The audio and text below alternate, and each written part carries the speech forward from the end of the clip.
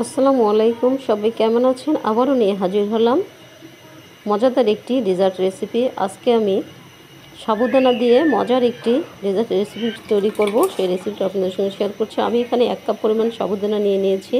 এবার চুলায় চলে গেলাম। চুলায় একটা আমি হাঁড়ি বসিয়ে দিয়েছি।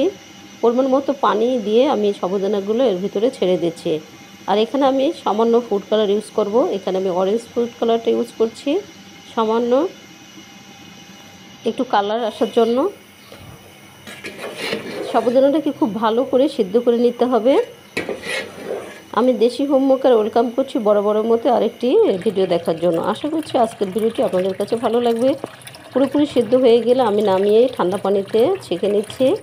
অবশ্যই ঠান্ডা পানি দিয়ে এটাকে ধুয়ে নেবেন, তাহলে জমাট বেঁধে যাবে না।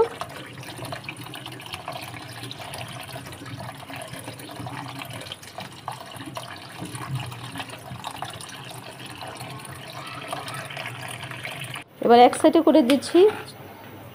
আবারও চুলায় চলে গেলাম। চুলায় আমি একটা কড়াই বসিয়ে দিয়েছি। কড়াইয়ে পরিমাণ মতো এখানে দুধ দিয়ে দিচ্ছি স্বাদ মতো চিনিটা মিষ্টি কম বেশি করে বাড়ি বা কমিয়ে দিতে পারেন।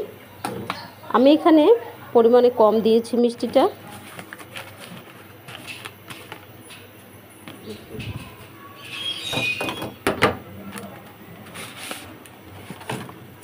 এখানে আমি অ্যাড করে দিচ্ছি ফুড কাস্টার্ড। আমি কিন্তু চুলাটা এখনও অন করে দেইনি, তাহলে কিন্তু এটা জমাট বেঁধে যেত। আমি চুলাটা অফ থাকা অবস্থাতেই আমি এগুলো মিশিয়ে নিচ্ছি। কাস্টার্ড পাউডারটি অবশ্যই দেওয়ার চেষ্টা করবেন, তাহলে কিন্তু খেতেও অনেক বেশি মজাদার হবে। এবার আমি দুধের সঙ্গে খুব ভালো করে মিশিয়ে নিচ্ছি। এ পর্যায়ে এসে আমি এখানে আগে থেকে সিদ্ধ করে রাখা সাবুদানাগুলোকে এর মধ্যে অ্যাড করে দিচ্ছি। এ পর্যায়ে এসে কিন্তু আমি চুলার জালটা কিন্তু জ্বালিয়ে দিয়েছি। মিডিয়াম টু লো হিটে আমি চুলাটাকে অনবরত চালিয়ে নেব, নিয়ে রান্নাটা শেষ করব।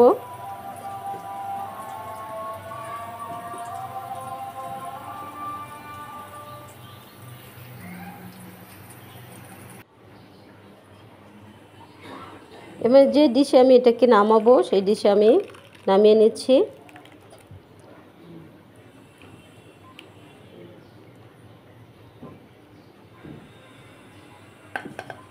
পাত্রটা আমার চেঞ্জ করতে হবে। আর আমার এখানে যা যা লাগবে আমি এখানে কয়েক পদের আমি ফ্রুটস বাসায় ছিল সেটা আমি কেটে নিয়েছি অনেক ছোট ছোট টুকরো করে। আপনারা চাইলে আরও এখানে আপনাদের পছন্দ মতো ফ্রুটস দিতে পারেন। আমি এখানে 2 রকমের আঙ্গুর নিয়েছি, সাদা কালো নিয়েছি, আনার, কলা আর হচ্ছে আপেল। এবার আমি সবগুলো ফ্রুটসগুলোকে এক এক করে এর মধ্যে দিয়ে দিচ্ছি। ইফতারিতে এই একটি যদি ডেজার্ট থাকে তাহলে মন প্রাণ কিন্তু একবারেই ঠান্ডা হয়ে যাবে, কলিজাও ঠান্ডা হয়ে যাবে। অবশ্যই বাসায় একবার হলেও ট্রাই করবেন এই সাবুদানার ডেজার্ট রেসিপিটি। সবাই কিন্তু অনেক মজা করে খাবে।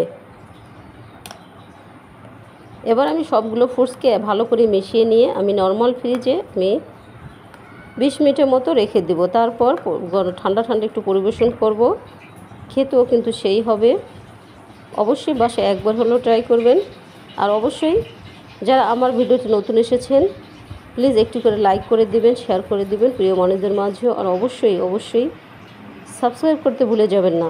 যারা নতুন এসেছেন আমার ভিডিওতে অবশ্যই একটু করে সাবস্ক্রাইব করে দিয়ে আমার পরিবারের একজন সদস্য হওয়ার অনুরোধ করছি। তৈরি হয়ে গেল কিন্তু ঝটপট সাবুদানার এই ফ্রুটস ডেজার্ট রেসিপিটি। অবশ্যই বাসায় একবার হলেও ট্রাই করবেন। আজ এখানেই শেষ করব। সে পর্যন্ত আপনাদের সুস্বাস্থ্য কামনা করছি। সবাই ভালো থাকবেন, সুস্থ থাকবেন এবং দেশি হোমমেকার আমার চ্যানেলের পাশেই থাকবেন। আসসালামু আলাইকুম সবাইকে।